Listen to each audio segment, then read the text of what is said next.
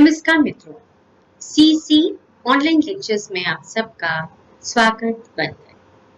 आज हम दिव्या उपन्यास के रचनाकार यशपाल के व्यक्तित्व को और गहराई से समझने का प्रयास करेंगे। यशपाल का क्रांतिकारी जीवन क्या था, उन्होंने कौन कौन से क्रांतिकारी कार्य किए, इसके साथ ही उनका साहित्य व्यक्तित्व क्या था, यशपाल किस प्रकार की धार्मिक और राजनीतिक आर्थिक विचारधारा रखते थे और उनकी विचारधारा का उनके साहित्य पर क्या प्रभाव पड़ा, इन सब के बारे में विस्तार से जानने का उपक्रम करेंगे।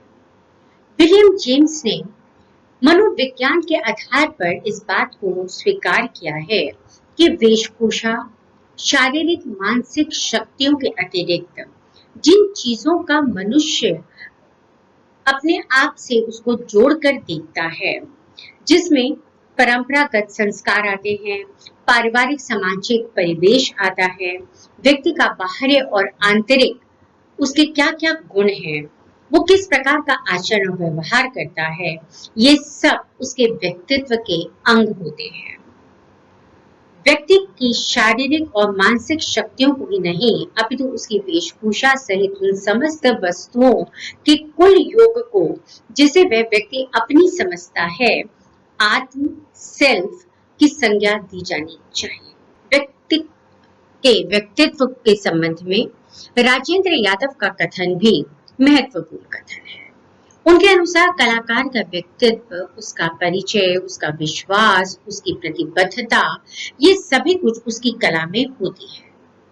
यशपाल के व्यक्तित्व को संपूर्णता में समझने के लिए, जानने के लिए उनके जीवन के विभिन्न पक्षों को समझना नितांत महत्वपूर्ण है। यशपाल मितभाषी थे, विनम्र थे, चित्रकार थे।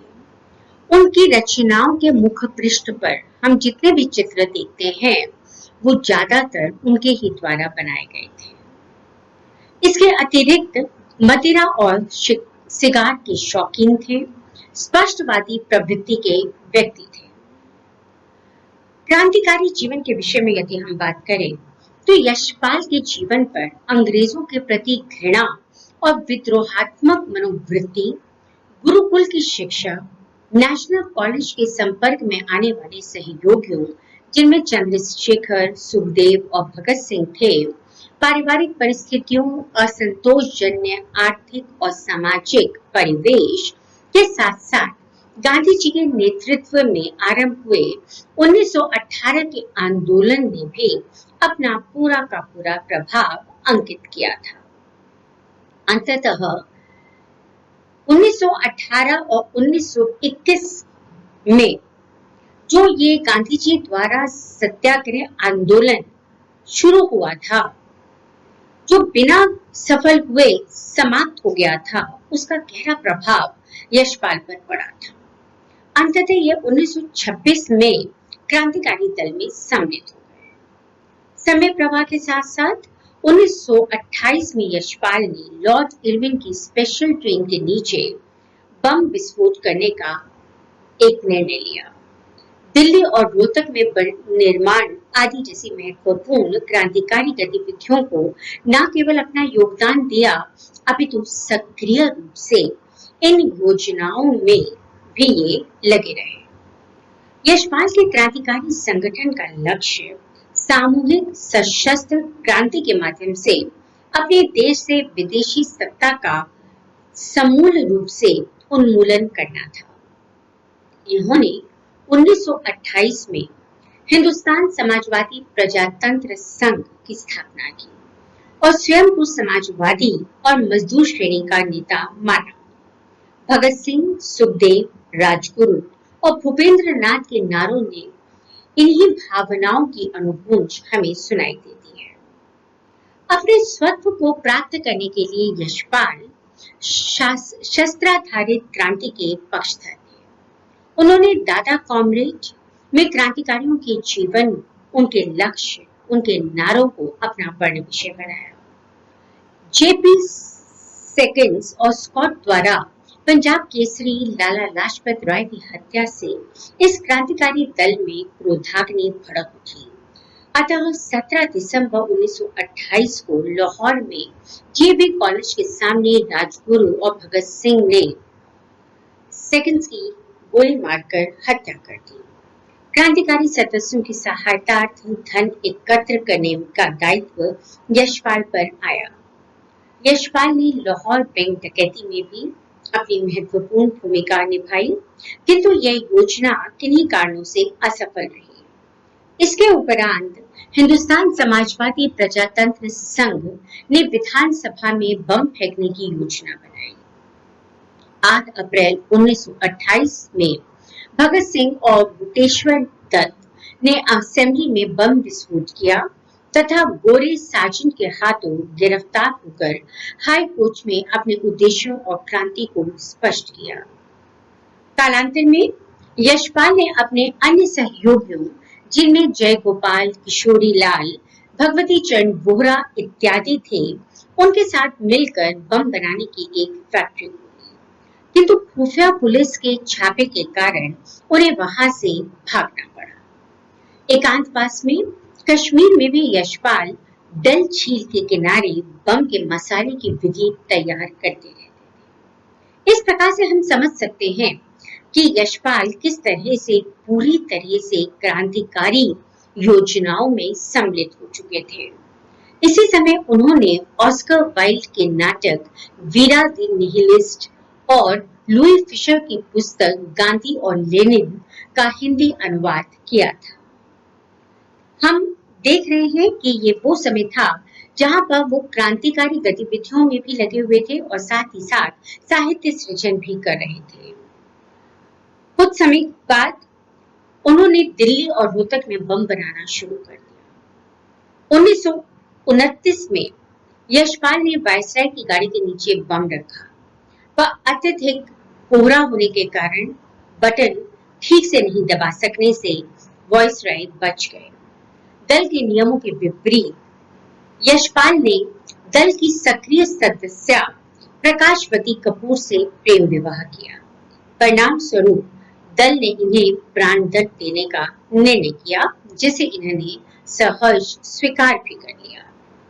फरवरी सन 1932 को पुलिस की गोली चलाने और बिना लाइसेंस के हथियार रखने के कारण यशपाल को 14 वर्षों के लिए जेल जाने का दंड मिला। यहीं पर उन्होंने प्रकाशवती के आग्रह पर जेल में ही विवाह कर लिया।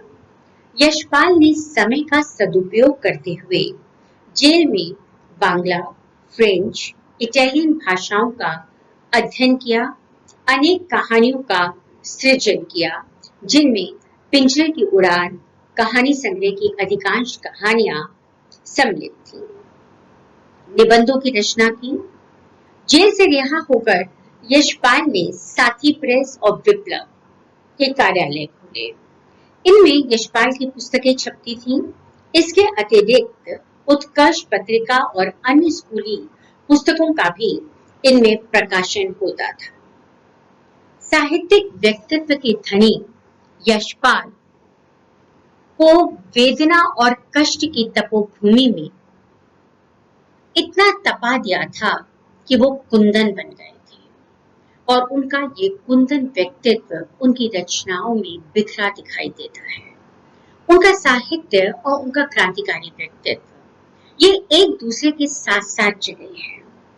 साहित्य लेखन की प्रेरणा यशपाल को अपने प्राध्यापक उदय शंकर भट्ट से मिली थी। इसके अतिरिक्त गणेश शंकर विद्यार्थी ने प्रभा और प्रताप जैसी प्रमुख पत्रिकाओं में उनकी रचनाओं का प्रकाशन करके उन्हें प्रोत्साहित किया। कुशाग्र बुद्धि यशपाल ने आर्य समाजी लजवंत राय के घर जाकर चंद्रकांता संतति, शरद चंद्र के बांग्ला के उपन्यासों के अनुवाद, अनेक बंगाली क्रांतिकारियों के चरित्र, स्त्री सुबोधनी, सत्यार्थ प्रकाश इत्यादि का अध्ययन मनन किया। इन्होंने अपना साहित्यिक जीवन कहानीकार रूप से प्रारंभ किया था और उसके उपरांत उपन्यास के क्षेत्र में इन्हें विशेष रूप से ख्याति प्राप्त हुई। राजनीति की दृष्टि से यदि हम देखें तो उस समय का समाज उथल पुथल का समाज था। यशपाल ऐसे शोषण मुक्त समाज की परिकल्पना करते थे जहां व्यक्ति व्यक्ति में किसी भी प्रकार का भेदभाव न।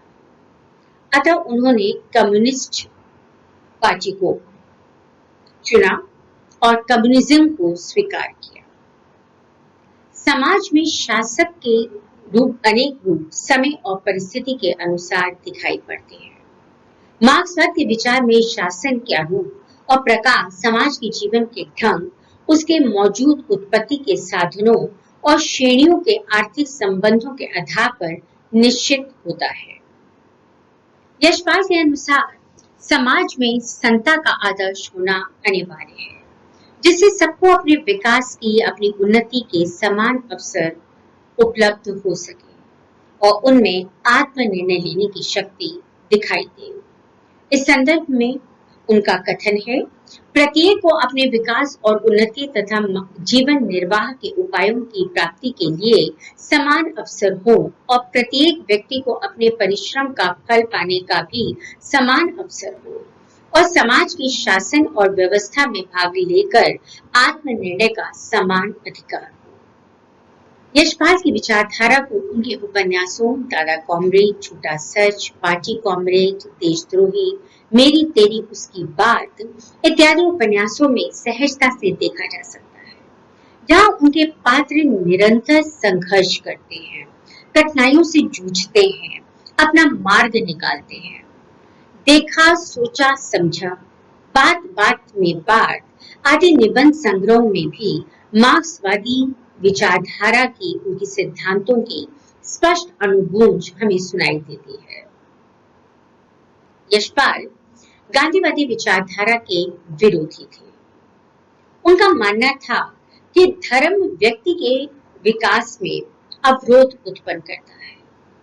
रामविलास शर्मा के अनुसार वह न ईश्वरवादी आस्तिक आदर्शवादी या आदर्शोन्मुख यथार्थ से संतुष्ट हो सकते थे और न केवल अंतर मन या अवचेतन को प्रमुख मानकर मानवीय समस्याओं को सुलझाने और उसके माध्यम से व्यक्ति और समाज को वास्तविक विकास परक प्रगति करने की बात को ही सही मान सकते थे।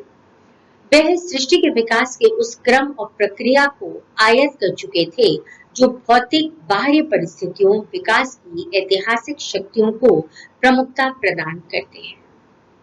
यशपाल गांधीवादी नीति के स्थान पर समाजवादी नीति को अधिक महत्वपूर्ण मानते थे, जहां उनका मानना था कि समाज में प्रत्येक व्यक्ति को उसके अनुभवों के आधार पर, उसके ज्ञान के आधार पर एक स्थान मिले जिसमें वो अपनी योग्यता को प्रमाणित कर सके। उनका मानना था, यदि भारतीय समाज को समाजवादी व्यवस्था से उत्पन्न अंतर विरोधों को दूर करने के लिए पूंजीवादी औद्योगिक विकास की शरण लेनी पड़ती है, यदि हमें जमींदारी और जागीरदारी व्यवस्था हटा देना अनैतिक और अन्याय नहीं जान पड़ा है, तो पूंजीवादी व्यवस्था में आने वाले अंतर विरोधों को दूर करने के लिए विकास की अगली मंजिल आर्थिक क्षेत्र में जनतंत्र अर्थात समाजवाद को भी स्वीकार करना पड़ेगा। झूठा सच उपन्यास में कांग्रेसी राज्य की नीतियों का उन्होंने खुलकर विरोध किया है और देशद्रोही कांग्रेसी नेता बद्री बाबू का चित्रण गांधीवादियों के चेहरों से नकाब उतारने के लिए यशपाल ने किया। गांधी जी द्वारा घरेलू लघु उद्योग धंधों और चरखों के महत्व को उन्होंने स्वीकार किया, किंतु उसकी पक्षधरता के यशपाल स्पष्ट विरोधी थे। तत्विषयक उनका कथन है, मनुष्य समाज ने प्रकृति से अपनी आवश्यकताएं पूरी कर सकने के संघर्ष में मशीनों का विकास किया है। मनुष्य की मनुष्यता का प्रत्यक्ष रूप मशीन है और वह उसकी मनुष्यता का प्रमाण भी है। गांधी जी के हृदय परिवर्तन और विज्ञान विरोधी मान्यताओं को समाज के विकास में यशपाल अवरोध मानते हैं। उनके अहिंसावादी दृष्टिकोण का लक्ष्य भौतिक है।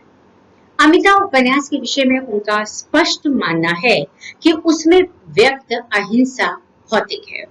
गांधीवादी आध्यात्मिकता या गांधीवादी दर्शन में जिस अहिंसा की बात की गई है, वैसी अहिंसा हमें अमिता में दिखाई नहीं देती।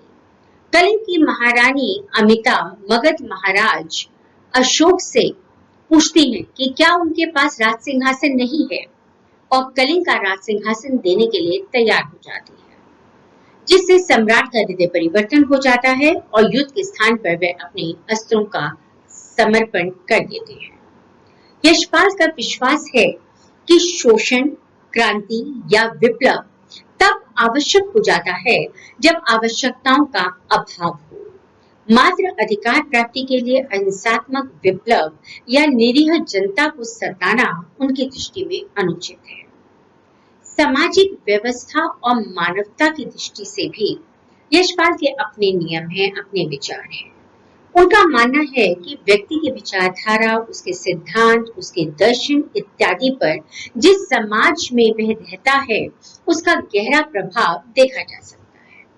अपनी इसी धारणा को स्पष्ट करते हुए उन्होंने लिखा है कि आज मैं जो कुछ हूँ वह अपनी सामाजिक परिस्थितियों, समाज में पाए संस्कारों और चेतना की क्रियाओं प्रतिक्रियाओं के प्रभाव से बन गया हूँ।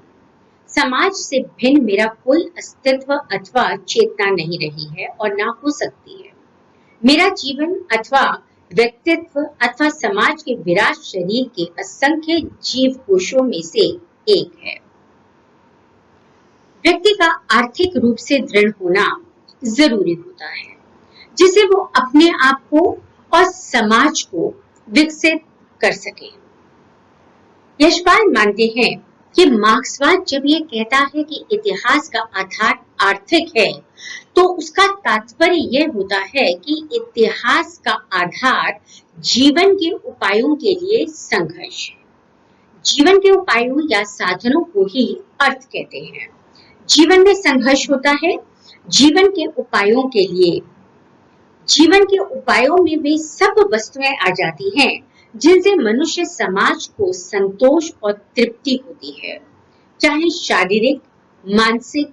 इसलिए मनुष्य अपने जीवन में जो कुछ भी करता है, सब अर्थ के अंतर्गत जीवन की रक्षा और विकास के लिए ही करता है।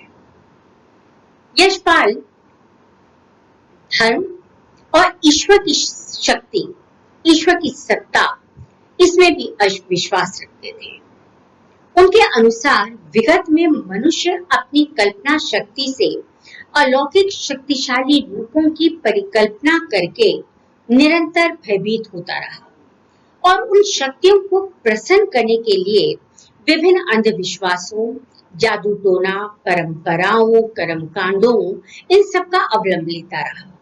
इस प्रकार से धर्म ने मनुष्य के मन मस्तिष्क के ऊपर एक प्रकार से नियंत्रण स्थापित कर लिया। यशपाल ने अपनी रचनाओं, जिनमें अंग्रेज का घुंघरू, तूफान का दैत्य, जादू के चावल, इन रचनाओं के माध्यम से जादू टोने और सड़ी गली परंपराओं और अंधविश्वासों का खुलकर विरोध किया है। उनका मानना है कि वो परंपराएं जो आज के संदर्भों में अपना महत्व नहीं रखती हैं, उनको छोड़ देना या उनका नव निर्माण करना ही उचित है। उन्होंने ये भी माना कि दुर्बल व्यक्ति ही कर्म फल, पुनर्जन्म, भाग्यवाद पर विश्वास करता है। उनका मानना था कि मनुष्य अपने कुकर्मों या पूर्व जन्म के परिणाम स्वरूप कष्ट नहीं भोगता, अपितु इसी भौतिक जगत में परिस्थितियों में आए परिवर्तनों के कारण वो यातनाएं भोगता है, जिन्हें अपनी दृढ़ इच्छा शक्ति से, संकल्प से वे बदल सकता है। नैतिकता के लिए उनका ये स्पष्ट मत है कि समाज में रहते हुए मनुष्य को अपनी आवश्यकताओं की पूर्ति के लिए जिन सद विचारों की आवश्यकता होती है, उसे उन्हें नैतिक मानकर मन से सच्चे अर्थों में स्वीकार कर लेना चाहिए। यशपाल ईश्वर और ईश्वरीय प्रेरणा में अविश्वास व्यक्त करते हुए मनुष्य और उसकी बुद्धि की उपज को मानते हैं। वो मानते हैं कि ईश्वरीय जो परिकल्पना है, ये मनुष्य की बुद्धि की उपज है। जिससे मनुष्य बुराई के रास्ते से अपने आप को पीछे हटा ले। तद्विषय उनकी उक्ति है, ईश्वर की प्रेरणा कोई निश्चित वस्तु नहीं, व्यक्तियों के विश्वास और संस्कार के अनुसार वह बदलती रहती है। उस पर कैसा विश्वास किया जा सकता है? यशपाल खुदा या ईश्वरीय सत्ता को शोषण का एक मनमोहक माध्यम मानते थे। अपने रामराज्य का प्रजातंत्र और मजदूर तानाशाही शीर्षक लेख में उन्होंने अपने इसी विचार को स्पष्ट किया है। क्या भगवान चाहते हैं कि लोग बेकारी और भूख से मरे, बीमारियों से मक्खियों की तरह मर मर कर गिरें, शिक्षा का अवसर ना होने से अशिक्षित रहें? भगवान यदि न्यायकारी और दयालु है तो वे निश्चित सबके लिए समान अवसर चाहते हैं। यह अन्याय होता है कि पूंजीवादी समाज की व्यवस्था के दोष से पीड़ित लोग इस अन्याय के विरुद्ध आवाज न उठाएं, इसलिए आप इस अन्याय को भगवान की इच्छा बता देते हैं। यदि भगवान है तो उसकी इच्छा से अब रूस की समाजवादी व्यवस्था में लोग पिछले जन्म के कर्मफलों के कारण साधनहीन और अवसरहीन अवस्था में जन्म क्यों नहीं लेते? स्त्री के प्रति भी यशपाल के दृढ़ विचार थे। स्त्री स्वातंत्र्य के प्रबल समर्थक यशपाल मार्क्सवाद स्त्री और पुरुष के संबंध को पुरुष की संपत्ति और धर्म के भय से जकड़ देने के पक्ष में नहीं है। वे स्त्री और पुरुष के संबंध को स्त्री और पुरुष की प्राकृतिक आवश्यकता मानकर स्वीकार करते हैं। यशपाल ने अप्सरा का श्राप में इस बात को माना है कि पति पत्नी का संबंध तथा तत्संबंधी अधिकार स्वत्व से नहीं, पारस्परिक प्रेम से तथा अनुराग जनित अनुमति से होते हैं। नर नारी के प्रेम में प्राकृतिक न्याय यही है। पति अनुराग की रक्षा करता है और आश्रय देकर अधिकार प्राप्त करता है, स्वत्व से नहीं। निर्दयता, निरादर एवं स्वत्व का अहंकार प्रेम के नहीं, विरोध के भाव है। इसलिए जहां कहीं भी हमें प्रेम नहीं दिखाई देगा, वहां पर कोई भी संबंध आगे नहीं बढ़ सकता, और पति पत्नी संबंध तो बिल्कुल भी नहीं। उसमें प्रेम का होना, विश्वास का होना अनिवार्य है। ऐसे भावों में प्रेम भावना और पति पत्नी के बीच के संबंध समाप्त हो जाते हैं।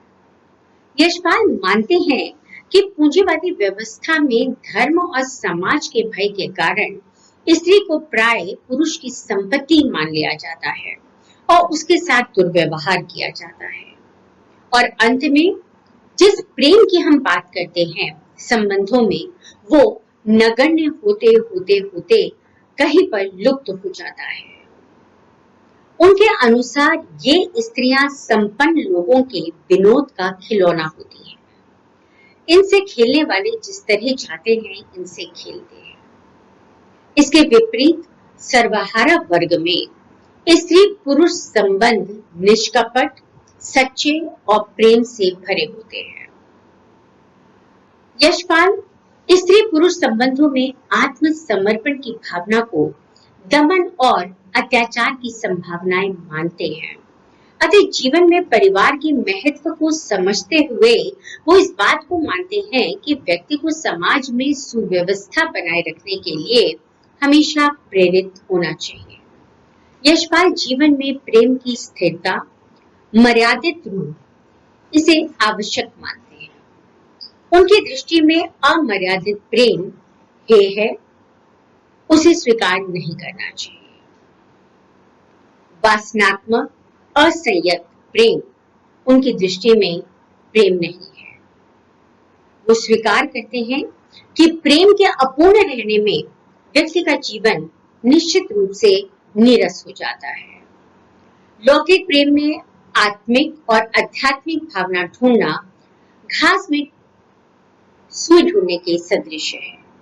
वे सत्यवान सावित्री के प्रेम को भी इंद्रिय प्रेम स्वीकार करते हैं। अगर हम उनकी रचनाओं में देखें तो यशपाल की नायिकाएं पुरुष दमन या उसकी गुलामी को स्वीकार नहीं करती हैं। दिव्या सामंतवाद के प्रतीक रुद्रधीर से कहती भी है, कुल वधु का सम्मान, कुल माता का आदर और कुल महादेवी का अधिकार आर्य पुरुष का परिचय मात्र है। वह नारी का सम्मान नहीं, उसे भोग करने वाले पराक्रमी पुरुष का सम्मान है। अगर कोई पुरुष अपनी नारी को, अपनी अर्धांगिनी को, अपनी प्रेमिका को सम्मान देता है, समभाव देता है, तो ये श्रेष्ठकर है। पर अगर वो उस प्रेम को देकर अपना आधिपत्य जताना चाहता है, तो वो कहीं ना कहीं प्रेम का निरादर कर रहा है और वो अपने आप को गौरवान्वित करना चाहता है, अपने आप को उससे ऊपर दिखाना चाहता है कि देखो मैंने तुम्हें प्रेम दिया। ये देने की भावना प्रेम में नहीं होनी चाहिए। यशपाल स्त्री का आर्थिक रूप से स्वतंत्र होना भी अनिवार्य मानते हैं, क्योंकि उनका मानना है कि जब तक स्त्री स्वतंत्र नहीं होगी अपने विचारों में, शिक्षा ग्रहण करने में, प्रेम में, तब तक वो निर्णय नहीं ले सकती। और जब तक वो निर्णय नहीं ले सकती, उसके जीवन का, उसके पथ का विकास नहीं हो सकता। दिव्या उपन्यास में वैश्याओं को स्वस्थ समाज का दुश्मन मानकर जीवन निर्वाह करने के लिए उनके इस कर्म को स्वीकार करना लेखक ने अनिवार्य माना है। उन्होंने माना है कि यद्यपि ये वैश्यावृत्ति कोई बहुत अच्छा काम नहीं है, पर जब हर तरफ से दिव्या निराश हो जाती है, तो उसके पास और कोई उपाय नहीं बचता कि वो नृत्यांगना का रूप धारण कर ले, अपने जीवन को एक नई दिशा दे और वहां पर सम्मान पूर्वक रहे। कहीं पर भी दिव्या उपन्यास में दिव्या अपने सम्मान के साथ समझौता नहीं करती है। और दिव्या ही क्यों, आप उपन्यास, किसी भी उपन्यास को ले लीजिए यशपाल के, वहां पर उनके नारी चरित्र कभी भी समझौते नहीं करते हैं। अपने विचारों में, अपने आत्मसम्मान पर वो टिके रहते हैं।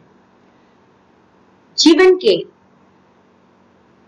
73 वर्षों तक साहित्य साधना करने के उपरांत क्रांतिकारी कार्यों में संलग्न रहते हुए 26 दिसंबर 76 को लखनऊ में यशपाल का पार्थिव शरीर पंचतत्वों में विलीन हो गया।